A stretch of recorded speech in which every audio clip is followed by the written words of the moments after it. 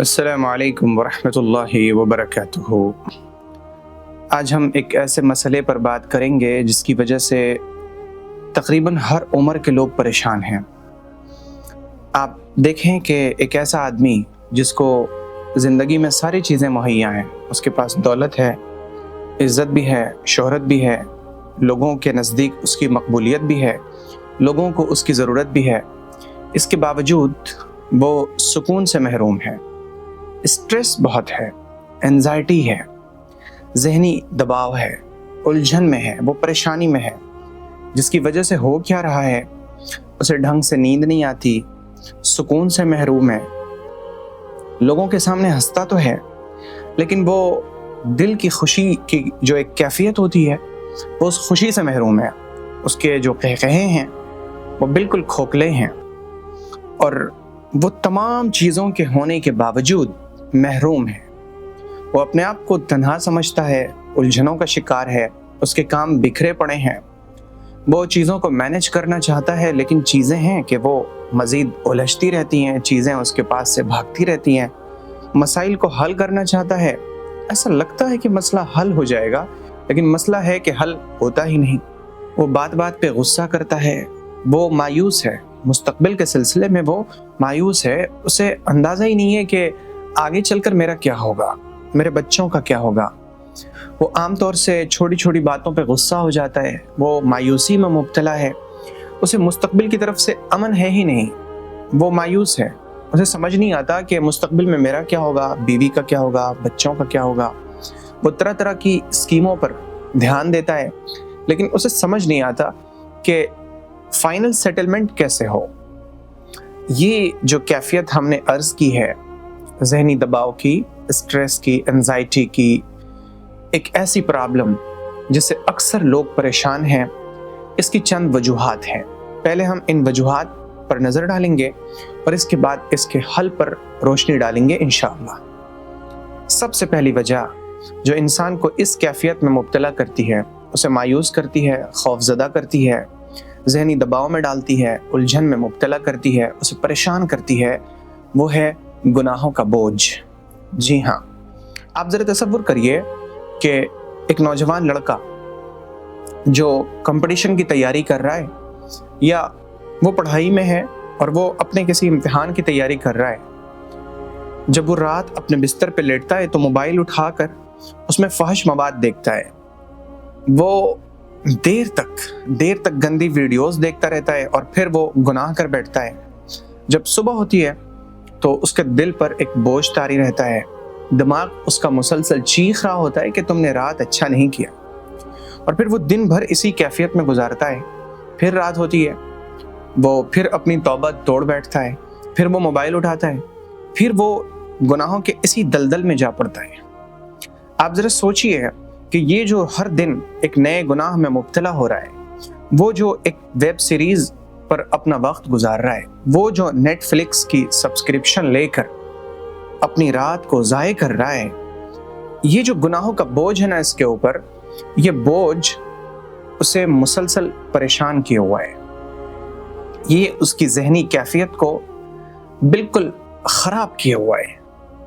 یہ سب سے بڑی وجہ ہے گناہوں کا بوجھ، اور یہ صرف ایسا نہیں کہ انٹرنیٹ کی دنیا میں ہے، بلکہ میں نے تو ایک مثال پیش کی ہے۔ ایسے ہی ہر وہ شخص جو کسی بھی ایک خاص مسلسل گناہ میں مبتلا ہو، ایک تاجر جو رات آتا ہے گھر، وہ نماز بھی پڑھتا ہے اور پھر بیوی بچوں سے بات کرتا ہے، پھر وہ سو جاتا ہے، اسے نیند نہیں آتی۔ کیوں؟ کیونکہ جب دن ہوتا ہے اور وہ دن میں تجارت کرتا ہے تو وہ اس تجارت کے اندر حرام چیزوں میں مبتلا ہے، اس کے تجارت کے جو طور طریقے ہیں وہ حرام ہیں، اس کے معاملات حرام معاملات ہیں۔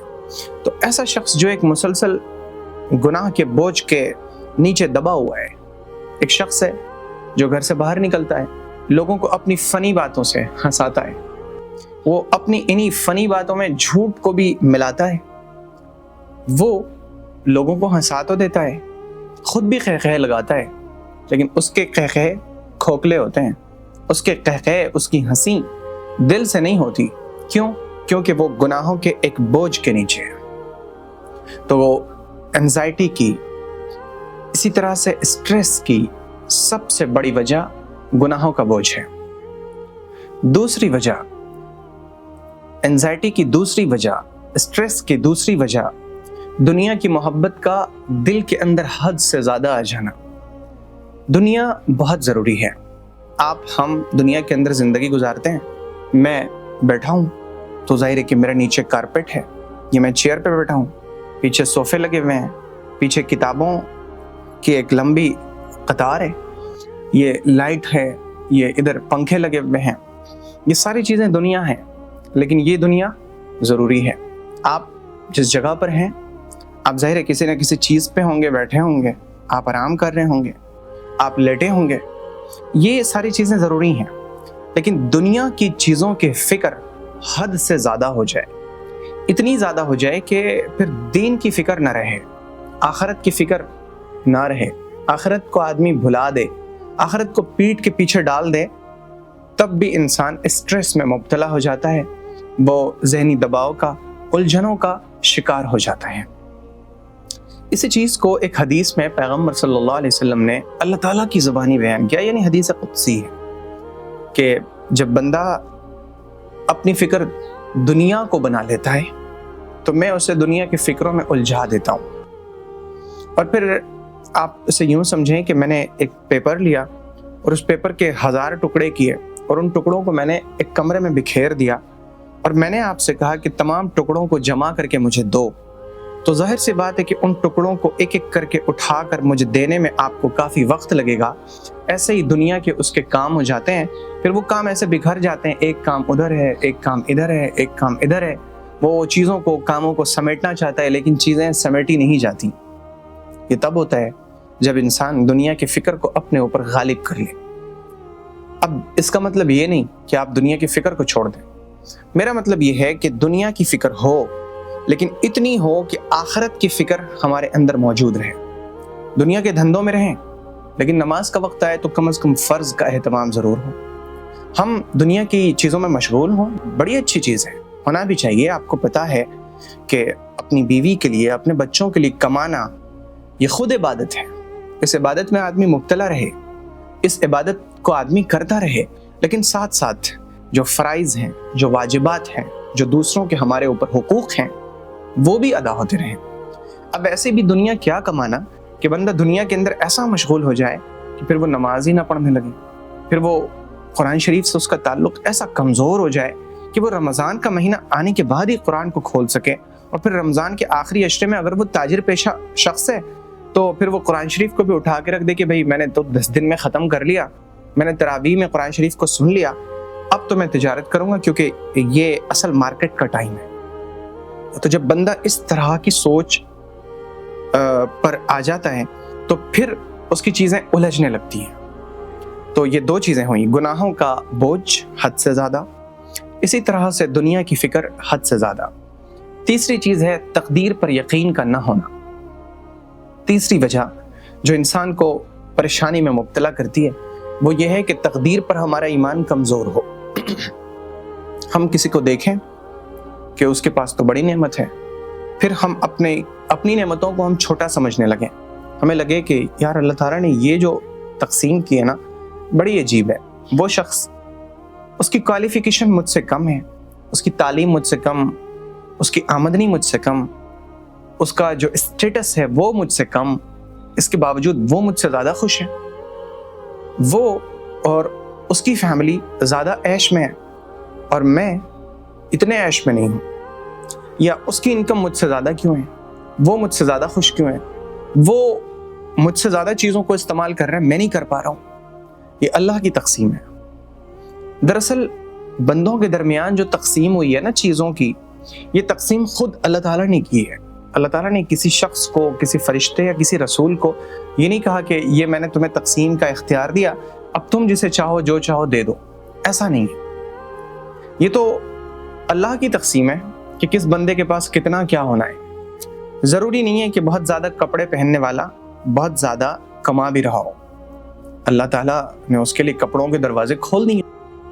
اگر ہم بہت زیادہ عطر کا استعمال کرتے ہیں تو اس کا مطلب یہ نہیں کہ ہماری آمدنی بہت زیادہ ہے اور میں کما بہت رہا ہوں لہٰذا میں بہت زیادہ عطر خریدے جا رہا ہوں۔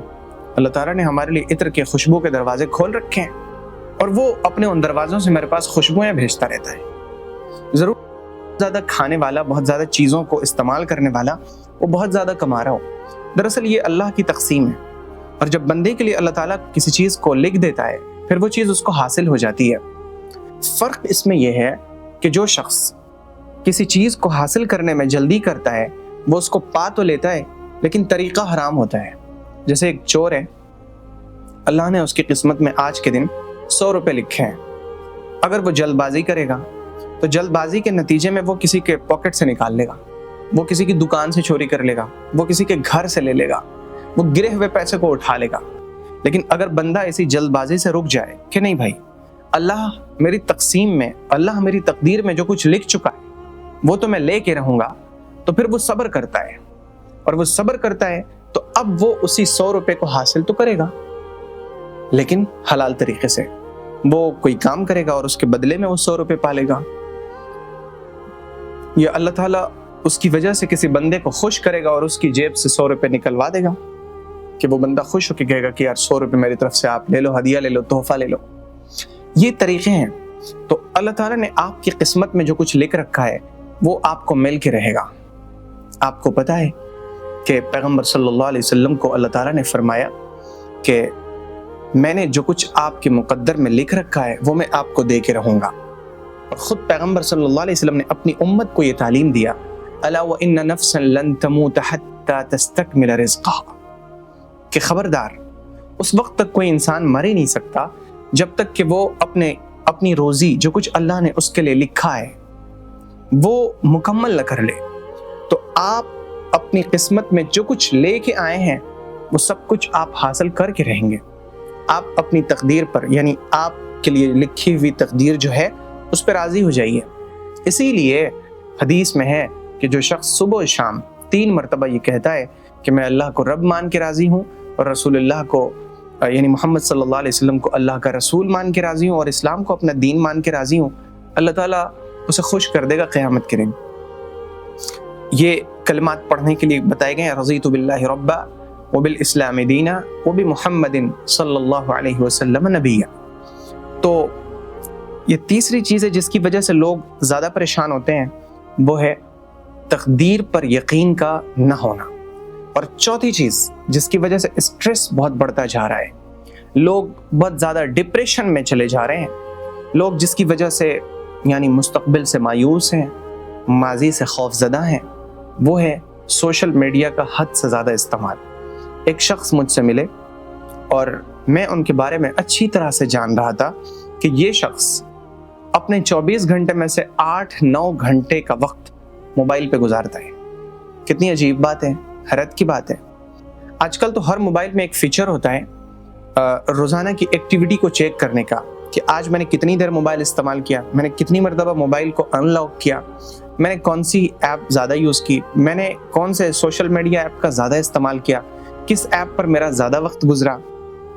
یہ آپ جب سب اپنا جائزہ لیں گے دن بھر کا تو آپ کو پتہ چلے گا کہ اچھا میں نے انسٹاگرام کو آج 33 منٹس یوز کیے ہیں مثال کے طور پہ، نہیں میں اسے کم کروں گا۔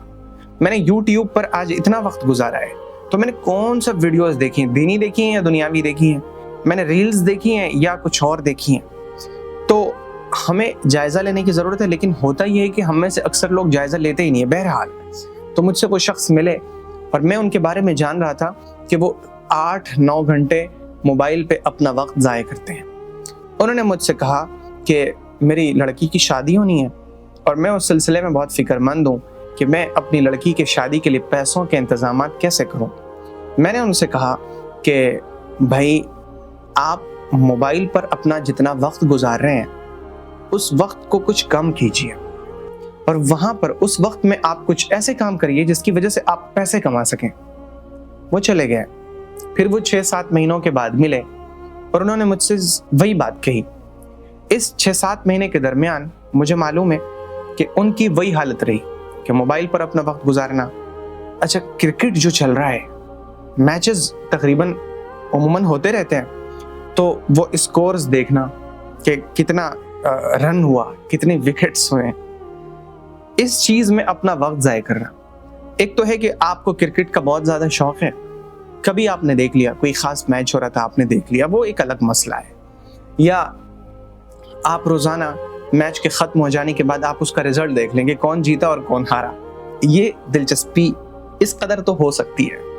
لیکن اب یہ کیا کہ بندہ ڈریم 11 پہ وہ اپنی ٹیم بنانے لگے، وہ اپنا پیسہ لگانے لگے، وہ انہی چیزوں میں اپنا وقت ضائع کرنے لگے، اپنے یعنی کیریئر کو چھوڑ کر وہ ان چیزوں میں اگر اپنا وقت ضائع کرتا ہے تو ظاہر سی بات ہے کہ پھر نتیجہ یہی ہونا ہے کہ ہمیں پیسوں کی ضرورت ہے اور پیسے حاصل ہی نہیں ہو رہے ہیں. کیسے حاصل ہوں گے بھائی؟ پیسے کا کوئی درخت تھوڑی لگائی کہ آپ گئے اور ہلایا اور توڑ لیا. پیسہ کمانے کے لیے تو بہت محنت کرنی پڑتی ہے. آپ جب کھیتی کریں گے، پھر اس کھیتی کی حفاظت کریں گے، پھر جب کٹائی کا وقت ہوگا تو اسے کاٹیں گے، پھر گاہیں گے، پھر اسے پیسیں گے، پھر گوندھیں گے، تب جا کے روٹی بنے گی. اور پھر روٹی کھانے کے لیے اگر آپ پہاڑ پہ چڑھ گئے اور پہاڑ کی چوٹی پہ پہنچنے کے بعد روٹی گر گئی نیچے، پھر آپ کو نیچے آنا پڑے گا، پھر لے کے پھر پہاڑ کے اوپر چڑھنا پڑے گا، پھر جا کے آپ کھا سکیں گے. تو یہی مثال ہے کہ بندے کو روزی حاصل کرنے کے لیے اتنی محنت کرنی پڑتی ہے. تو وہ 7-8 مہینوں کے بعد مجھ سے ملے اور پھر انہوں نے یہی پرابلم میرے سامنے پیش کی. ان کا منشا یہ تھا کہ میں پیسوں سے ان کی مدد کروں. میں نے ان سے کہا کہ آپ موبائل میں اپنا جتنا وقت ضائع کرتے ہیں، میں ان اوقات میں ہی آپ کو ایک کام دے رہا ہوں، آپ یہ کام کریں، 3 سے 4 گھنٹہ آپ کا روزانہ صرف ہوگا اور میں اس کام کے آپ کو پیسے ادا کروں گا. انہوں نے کہا کہ نہیں، اب کام کیسے کریں گے، آپ کچھ مدد کر دیجئے. میں نے کہا کہ بھئی مدد کرنے کا یہی طریقہ میرے پاس ہے کہ آپ کچھ کام کریں اور میں آپ کو آپ کے کام کا معاوضہ دے سکوں. تو یہ جو ایک فتنہ ہے، سوشل میڈیا کا فتنہ، موبائل کا فتنہ، موبائل ایک ضرورت ہے، لیکن یہ ضرورت جب آدمی حد سے زیادہ اس کا استعمال کرنے لگتا ہے تو وہ اس کا ایڈکٹ ہو جاتا ہے. اور کسی چیز کی لت، ایڈکشن، یہ اچھی نہیں ہوتی، وہ چاہے بہت اچھی سے اچھی چیز ہی کیوں نہ ہو. تو یہ چوتھی چیز ہے جس کی وجہ سے لوگ اسٹریس میں مبتلا ہیں، ذہنی دباؤ کے، الجھن کے، پریشانی کے شکار ہیں. اب ہمیں یہ سمجھنا چاہیے کہ جب اس طرح کی کیفیت پیدا ہو جائے تو ہمیں کیا کرنا چاہیے. ہمیں سب سے پہلے نماز کا اہتمام کرنا چاہیے اور دعا کا اہتمام کرنا چاہیے. آپ کہیں گے کہ جو دینی لوگ ہوتے ہیں وہ عام طور سے نماز کی بات کرتے ہیں، بس جب بھی کوئی مسئلہ ہے آپ نماز کے بارے میں بولتے ہیں. اصل میں بات یہ ہے کہ نماز ہے ہی اتنی اہم کہ نماز کے بغیر کسی مسئلے کو حل مل ہی نہیں سکتا. اسی لیے ہم نماز کی بات سب سے پہلے کرتے ہیں. بہت سارے لوگ مجھ سے انہوں نے منہ پر بھی کہا کہ یار جب بھی آپ سے کوئی مسئلے کی بات کرو آپ کہتے ہو پہلے نماز کی پابندی کرو. یہ نماز سے کیا پریشانیاں دور ہوتی ہیں؟ بھائی نماز سے پریشانیاں دور ہوں یا نہ ہوں، ایک پریشانی تو دور ہو جاتی ہے نا کہ نماز جو ہم پر فرض تھی وہ ختم ہو گئی. سب سے بڑی پریشانی تو یہی تھی نا کہ ایک فرض جو ہم پہ بار بار آ رہا ہے، ہمارے سر کے اوپر آ رہا ہے، ہم اس کو سر سے ہٹا نہیں رہے ہیں تو بوجھ تو بڑھ رہا ہے. نماز سے دوسری پریشانیاں دور ہوں یا نہ ہوں، ایٹ لیسٹ یہ پریشانی تو دور ہو جاتی ہے کہ نماز کا جو فرض ہمارے سر کے اوپر آ کے کھڑا تھا اسے ہم نے ہٹا دیا کہ بھئی نماز کا فرض ہم نے ادا کر لیا. تو فرض نماز کی پابندی، دعا کا اہتمام. دعا، اللہم انی اعوذ بک من الہم والحزن، اللہم انی اعوذ بک من الہم والحزن. اے اللہ میں آپ کی پناہ میں آتا ہوں غم و فکر سے، غم سے بھی اور فکر سے بھی. 2 چیزیں ہوئیں. تیسری چیز ہے اللہ تعالیٰ پر یقین، اللہ پر بھروسہ. آپ اللہ تعالیٰ سے جیسا گمان کریں گے نا آپ کے ساتھ ویسا ہی ہوگا. آپ غور کیجئے کہ زندگی میں انسان جس چیز کو کثرت کے ساتھ بولتا ہے اس کے ساتھ ویسا ہی ہوتا ہے. جس چیز کو آپ بہت زیادہ بولیں گے اس کا مطلب یہ ہے کہ آپ اللہ تعالیٰ سے ویسا ہی گمان کر رہے ہیں، اور آپ اللہ تعالیٰ سے جیسا گمان کریں گے آپ کے ساتھ ویسا ہی ہوگا. جس چیز پر یقین کرتے ہیں آپ کے ساتھ اللہ تعالیٰ ویسا ہی معاملہ کرتا ہے. اور اس چیز کی بات حدیث پاک میں بتائی گئی کہ اللہ تعالیٰ خود فرماتے ہیں انا عند ظن عبدی بی فلیظن بما یشاء. میں اپنے بندے کے گمان کے قریب ہوں، میرے ساتھ بندہ جیسا گمان کرے گا میں اس کے ساتھ ویسا ہی معاملہ کروں گا. یعنی آپ اللہ تعالیٰ کے ساتھ اچھا گمان کریں گے آپ کے ساتھ معاملہ اچھا ہوگا، آپ اللہ تعالیٰ کے ساتھ برا گمان کریں گے آپ کے ساتھ معاملہ برا ہوگا. تو ہمیشہ اللہ کے اوپر یقین اچھا کریں، اور جب یقین کریں گے آپ تو انشاءاللہ تعالیٰ آپ کے ساتھ اچھا معاملہ ہوگا. اور اس کے ساتھ ساتھ تسبیح کا اہتمام خاص طور پہ حسبی اللہ لا الہ الا ہو علیہ توکلت وہو رب العرش العظیم، حسبی اللہ لا الہ الا ہو علیہ توکلت وہو رب العرش العظیم، 7 مرتبہ صبح 7 مرتبہ شام، جب بھی موقع ملے سبحان اللہ، الحمدللہ، اللہ اکبر۔ اور چوتھی چیز ہے اللہ تعالیٰ سے بات چیت، جی اللہ تعالیٰ سے گفتگو، اللہ سے بات۔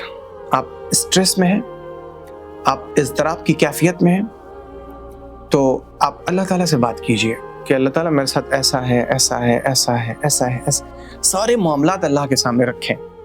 اور آخری چیز ہے 20 منٹ ایسا اپنا وقت نکالیں جس میں آپ تیزی کے ساتھ چل رہے ہوں، اور اس وقت آپ اپنے ذہن کو تمام طرح کی فکر سے آزاد کر دیں، خاموشی کے ساتھ آپ واک کریں، ہر دن چہل قدمی 20 منٹ، یہ آپ کے اسٹریس لیول کو کم کرے گا، یہ آپ کو ڈپریشن سے نکالے گا، یہ آپ کو ذہنی سکون فراہم کرے گا۔